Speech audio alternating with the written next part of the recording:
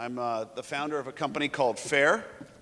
But just by way of introduction, I was also an Idea Lab CEO, so I had to come over from the west side where I live to Pasadena every day for a bunch of years and have made the drive out to Glendale. It was nice to see all the traffic is still around. I've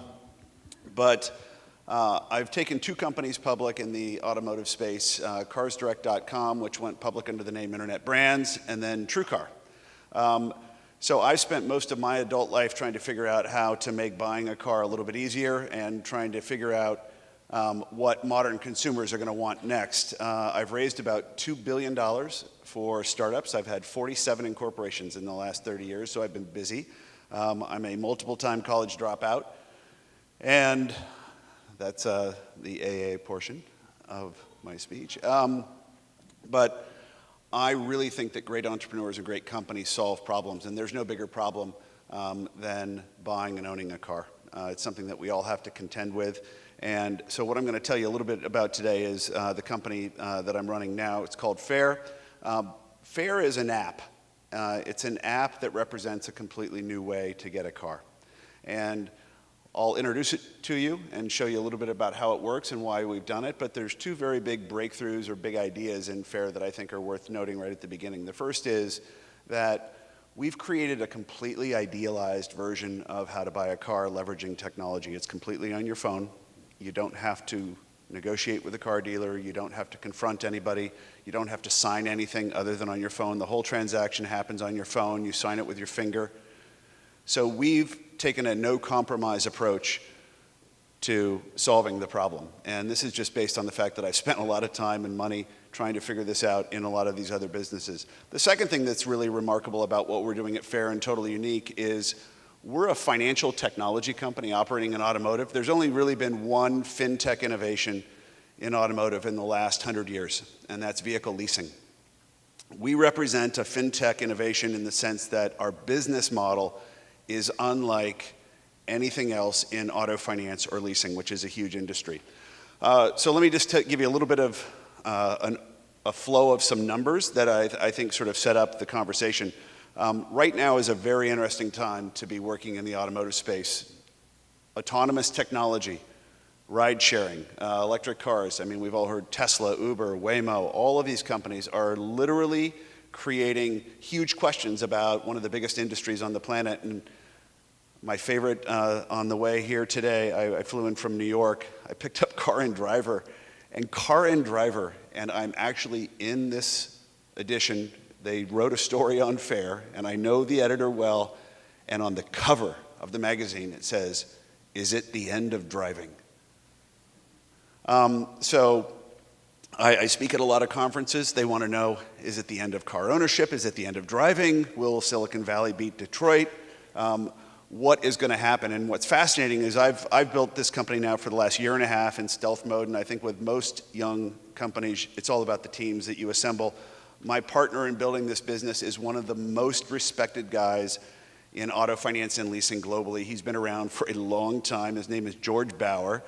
And George was the CEO of Mercedes Credit Corporation 30 years ago and introduced leasing to Mercedes globally and built that business, retired, then became a board member of Mercedes-Benz, then became the CFO of Freightliner when Mercedes bought Freightliner and brought truck leasing to the US market. Then retired, founded a retail deposit bank for Mercedes, retired, and then founded as the founding CEO, BMW Financial Services. When he retired from BMW Financial Services, he had $120 billion in assets, 2 million cars on the books around the world, operating in 76 countries. And then he retired again, and Elon Musk hired him to come in and build Tesla Financial Services and introduce leasing to Tesla customers. And oddly, Tesla had the same view that Mercedes had in the beginning when George got started with leasing, which is our customers don't need help paying for our cars. But the real benefit of leasing is pretty fascinating. To the consumer, it's more car for less money because you're not financing the capital cost of the car, the full asset value. All you're financing is depreciation plus fees. The magic trick with leasing is it's actually a better business as well. So even though it delivers the customer the outcome where they can spend less or spend the same amount and get more car, Leasing tends to be about a 3.5% to 4.5% return on asset yield business on an annual basis.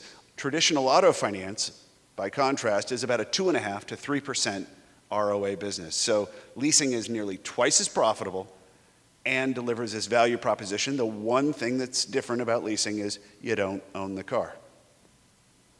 But what's interesting is if you look at the automotive industry for the last 100 years, we've been asking consumers to go and borrow nearly 30% of their total net worth to go buy an asset that's going to depreciate, which they have no transparency or idea how hard it's going to depreciate.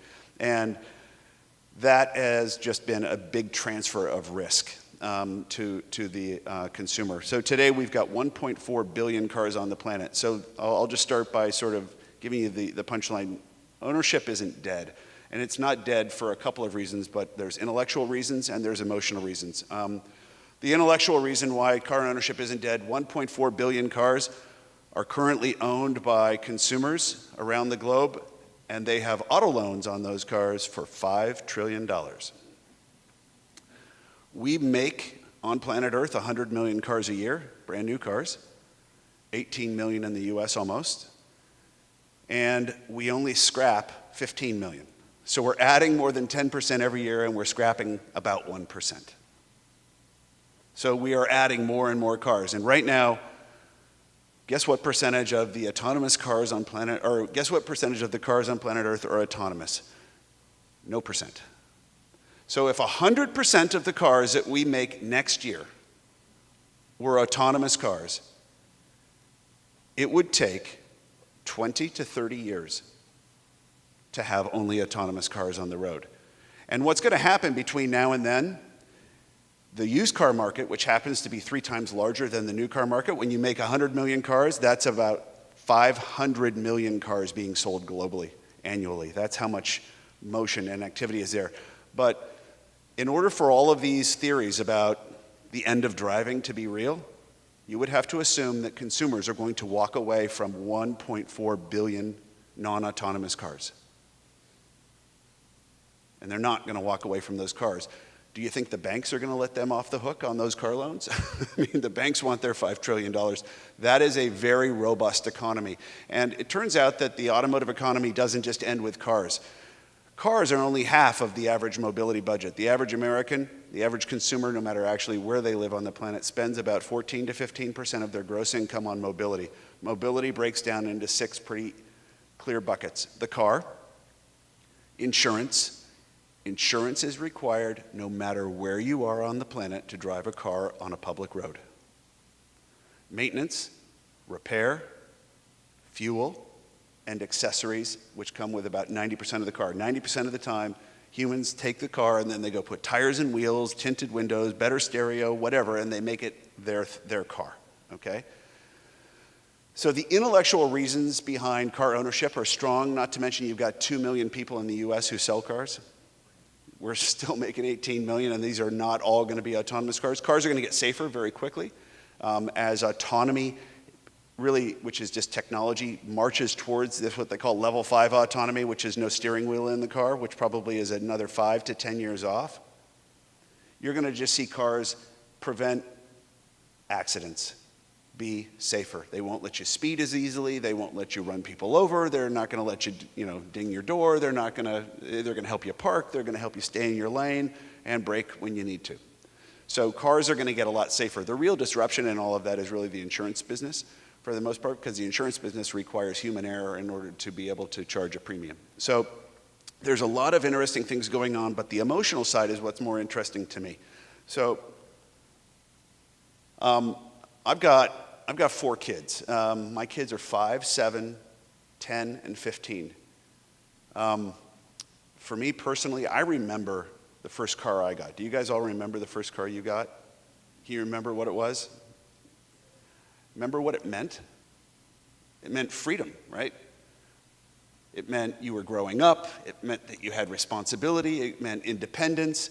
A car is a really big part of being a young adult and growing up. And my 15-year-old, that is all I hear about in my house is car, car, car. And even my 5-year-old has picked which car she wants if I die.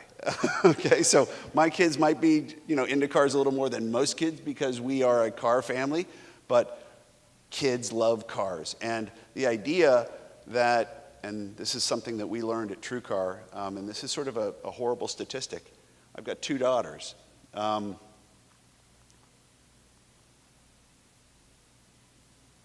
That's the 15-year-old over on the right, but my 2 daughters are the ones that I'm worried about. 3 out of 4 women say they need to have a man with them to go buy a car.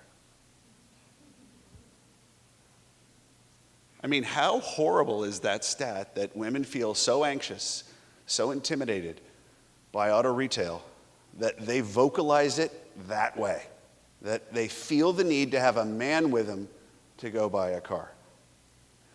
So my partner George Bauer and I come to this thing from a very different set of perspectives. I've been an entrepreneur in the automotive space, and I think great companies solve real problems, and there's no doubt that buying a car is a problem when 3 out of 4 women are saying, I feel like I need a man to go into battle with me.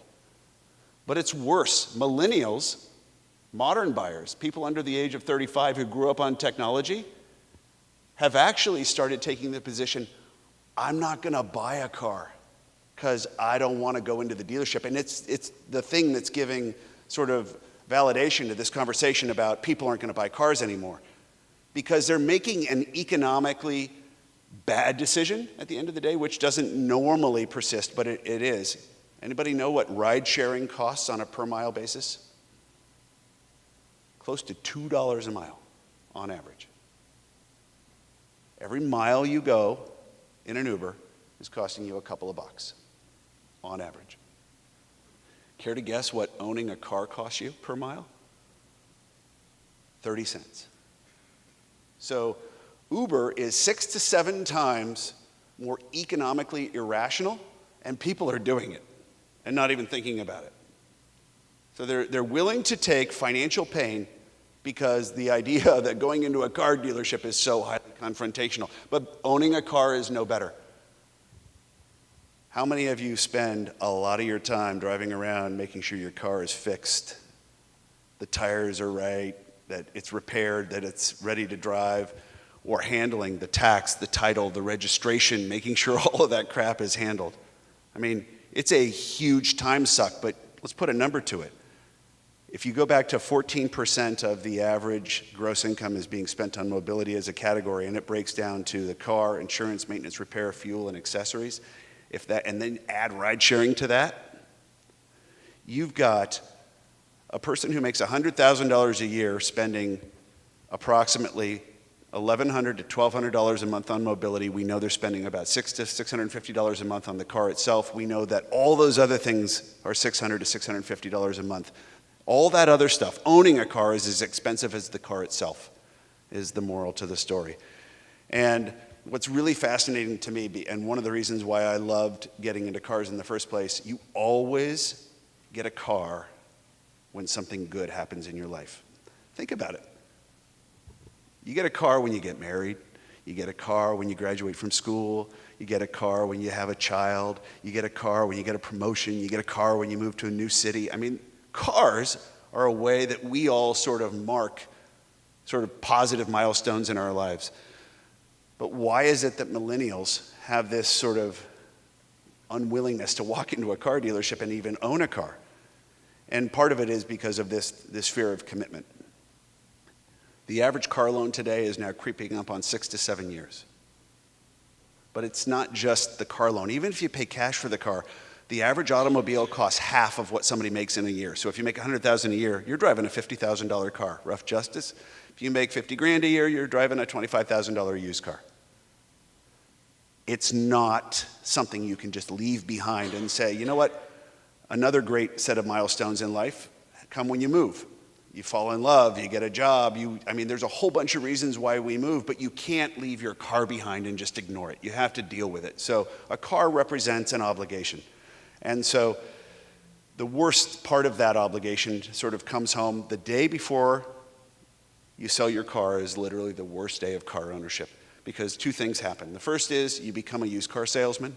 Nobody likes that. And the second is you lose 30 to 50% of the value of that car if you have to trade that car in.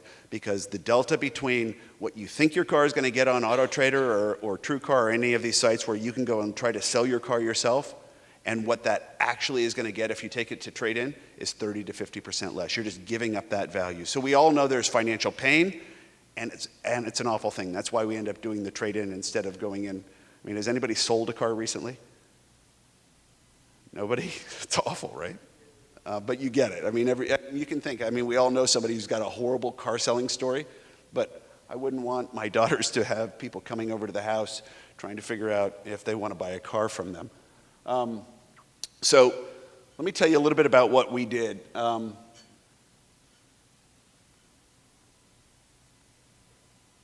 So FAIR started with this idea that we wanted to be a better experience, and it started because George Bauer and I come to this from such different points of view. George came to it, quite honestly, from a survival instinct.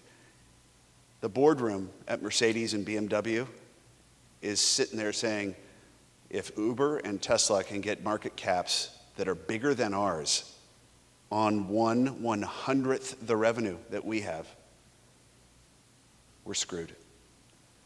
And what's really interesting is if you take a look from a business model point of view, what's wrong with auto retail is they're manufacturing and retailing, which is a margin compression business.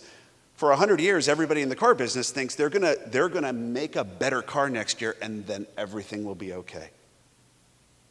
When in reality, they have to find a way to get to a better business model, which is a recurring revenue business model. They've got to find a way to do what Uber and others have done, subscription revenue. Even Tesla has now said, we're going to allow you to get a Tesla for life. You sign up and you can change the Tesla out. And when the Tesla becomes autonomous, you'll even have a rideshare Tesla that will just show up. You just are a Tesla customer.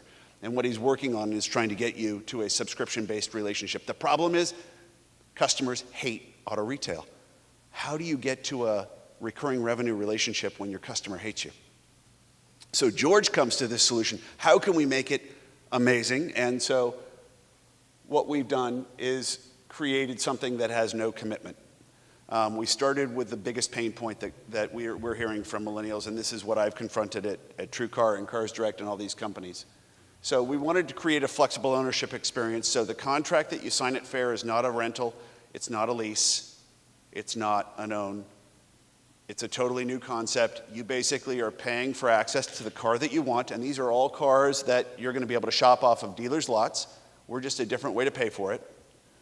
But you can turn the car in at any time. There is no term. There is no minimum obligation. We started there and said, what would we have to do to make that work?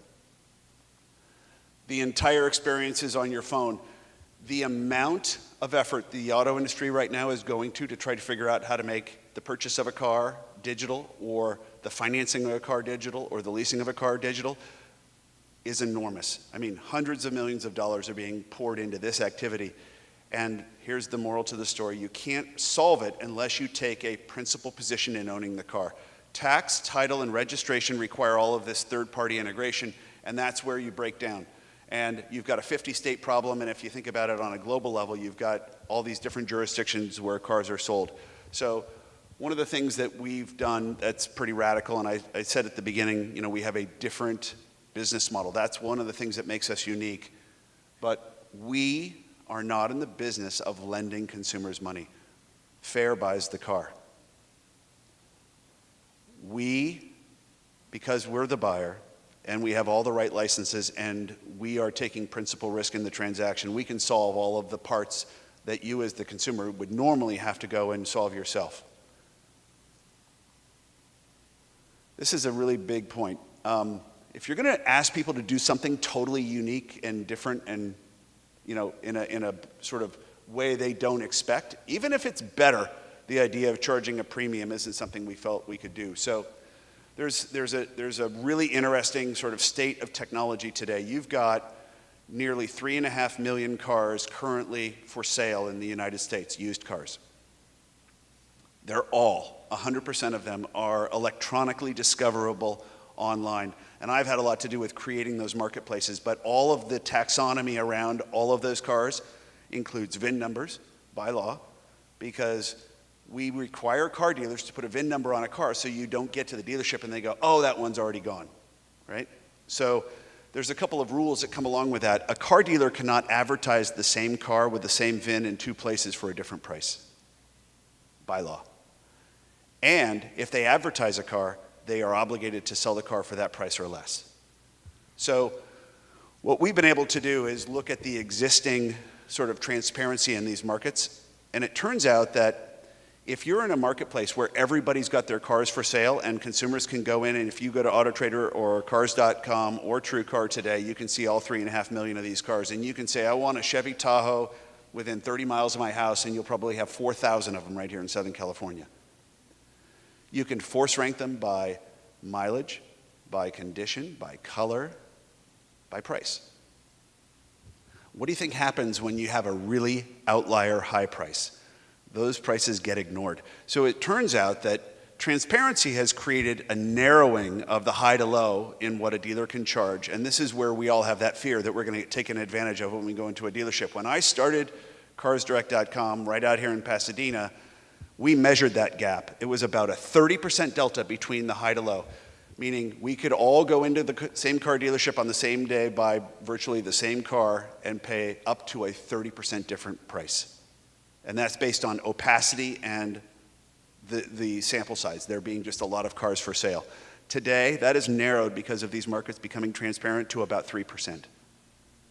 So the days where somebody's going to massively overpay for a car are largely gone. It doesn't mean that you can't go in and overpay for a car, but it just means if a dealer is going to put a car online anywhere and it's overpriced, they're going to get ignored. So an example of a dealer, for example, that doesn't really care much about digital acquisition, Galpin. They are a local brand. Everybody knows who they are, and everybody who wants to buy a car from Galpin just goes on down to Galpin. Galpin doesn't really care about finding you online. So they don't play that game. But just about every other dealer in Southern California does play that game. You want to go find a Keys car? Those cars are all priced at market because they compete in a digital space before they ever come to the consumer. What we've been able to find is that about a third of cars are very, very aggressively priced. And rather than give you a huge dissertation as to what I mean by aggressively priced, I've dedicated most of my adult life to figuring out how to understand what vehicle prices are and what they're worth. But about a third of cars, we believe, represent such a dramatic savings, but more importantly, you've got some very interesting dynamics at work. We went to below 10 million cars being produced in this country in 2009 and 10. We're currently back up to almost 18 million cars.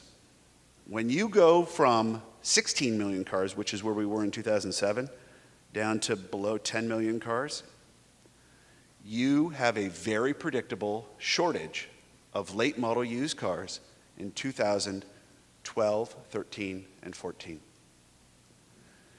And that shortage creates enough demand where retail prices on used cars have been very high for the last couple of years. And so we're now back to peak production. So when we went down to 9 million cars, we're now all the way back up to nearly double that. The problem is those cars are now coming back, and we have a virtual tsunami of lease returns coming back into the market. It is depressing used vehicle prices. So you guys all saw The Big Short. So this is sort of this is sort of a Big Short type conversation. You've got so many cars coming back into the market that used vehicle prices are going to drop so fast that two things are going to happen. Profitability for the car makers and for the finance companies that finance leases on the new vehicle side is so going to invert. It's been so profitable for the last 4 or 5 years to be in the car business. It's been quite literally the biggest windfall profits that they've seen in almost 40 years. Because when we went down to a low production volume, we started leasing cars and selling the highly optioned version of those cars. Leasing more car for less money requires the manufacturer to put a residual forecast or prediction on that car. Those cars have been coming back into supply-constrained markets, and when they go to auction, the manufacturers have been making money. And they also get to go back and sweep these things called a lease reserve account. Billions of dollars of profit that is literally inverting and going away right now. In the last 12 months, 17% of the retail price of a used car has dropped. In the last 12 months. It's the largest single drop in the 100-year history of automotive in the United States in terms of retail value on used cars. And there are nearly 6 million lease returns coming back to market in the next 12 to 18 months. You've got almost 12,000 used BMWs coming back in Southern California every single month. They're clogging dealer lots. So what does it mean for the consumer? It's a great time to buy a used car, and what we all grew up hearing, buy used because it represents a great value, is true, but leasing has never been applied to the used car market. So one of the things that we're doing is focusing almost exclusively on leasing. Sort of rip through all this stuff. So that's how we deliver a savings. What we're doing is about half the cost or less of a rental. It's about 40% less than a traditional 3-year auto loan. Everything that is in the app also leads to a single cost of ownership. So each of the cars comes with a warranty, roadside assistance, and standard maintenance. So you don't have to worry about any of that stuff. It's all part of the single monthly payment. But because we're not lending customers money, when you sign up for the app, what you do is you download the app, you scan your driver's license. We do a soft credit pull, so we actually know a lot about you, but all we're trying to find out is really what is your income and what can you afford? Because we go back to that 14 to 15% sort of math problem. We're trying to make sure we don't put you into too much car to break your bank. Once we know what you can afford, all the cars in the app are shown based on monthly payment. So you scan your driver's license and instantly you get to see all the cars in your local area that fall into that great price zone, and they're shown as a monthly payment. We also have roadside assistance, insurance, collision and liability insurance you can buy month to month, but just like on a lease, you can go ahead and you can put the car onto your own existing insurance policy, and you can also buy excess wear and tear coverage because a lot of people don't want to have surprises if they bring the car back in terms of any kind of upcharge. So we're not lending consumers money, which is a really big idea in the sense that in this country alone, over $1 trillion a year of auto finance and leasing is lent to consumers. There's a whole, sort of study about how we bias people who have bad credit and not able to get a good price on a car, not able to get a fair interest rate are all part of that equation. This doesn't bias anybody. So everything that we've put into it just results in sort of a magical experience. What I was talking about globally, you've got $4.5 trillion worth of cars, new and used cars being sold around the world. Sticking with the mobility example, you've got 8% of that then goes to insurance, 7% for maintenance and repairs, auto finance, fuel, and ride sharing. It's nearly $10 trillion a year that we're spending on the planet for mobility, and that's really what FAIR is trying to replace. We're trying to focus on attacking that need to manage all of those things. It doesn't mean we're going to take over a $10 trillion market. It means we want to fight for your budget in that overall addressable market size. I've already given you a bunch of the examples as to why this is happening, but this is a really interesting time for us to be getting into the business, just given the production volumes and how cyclical the business is. The adoption of mobile technology, this idea of doing everything on your phone is becoming very predominant. So we're not a website. This is not something you can do at home. This is something you got to do on your phone. And we're live. So actually went live second week in August. We're focused only here on Los Angeles. We wanted to get it up and running. We've got 73 dealers that we decided to partner with. So if you live here locally, you know Rusnak, you know Keys, you know Galpin, they're all on the program. But you get to see all of their cars by going into our app. We've already got 150 customers inside of 5 weeks, and we haven't spent any money on advertising. Everything's been by invitation only. And one of the reasons I'm here talking to you today is because, A, I'm an entrepreneur, and they asked if I would tell a little bit about my journey in context of what I'm doing. But more importantly, we're waiving the start fee for anybody who wants to do this and give it a try. So In order to start with Fair, you have to pay $1,000 as a start fee, and you can turn in your car at any time, but when you do, you lose that $1,000 fee. So you can keep the car for 6 days, 6 weeks, 6 months, 6 years, doesn't matter.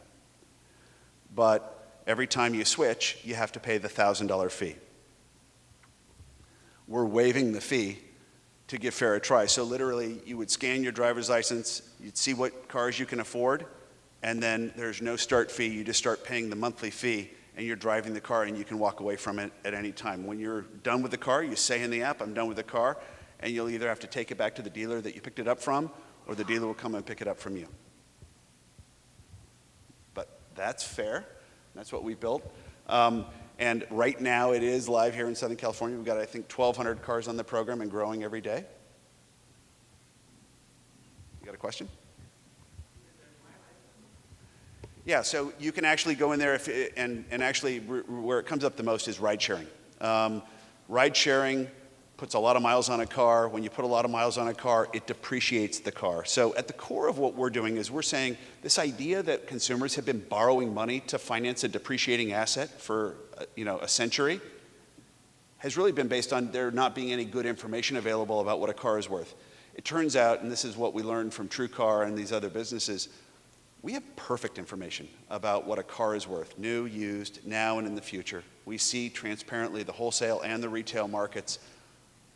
Artificial intelligence is nothing more than predictive analytics and pattern recognition on top of big data. And that's really what we've done.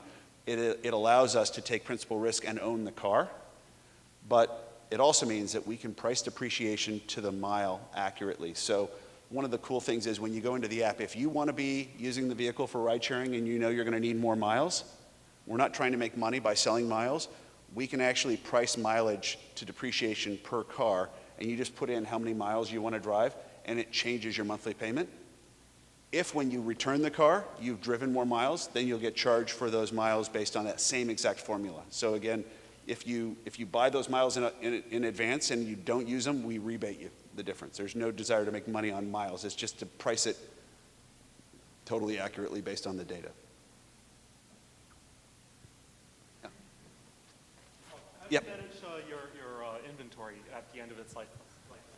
Yeah, so we don't own any inventory. We have cars that are on the road generating revenue. So one of the things that you never want to have in the car business is a bunch of cars out on the lot depreciating, waiting to be sold, because that's why you can go in at the end of the month and traditionally get a good deal because they're sitting there paying.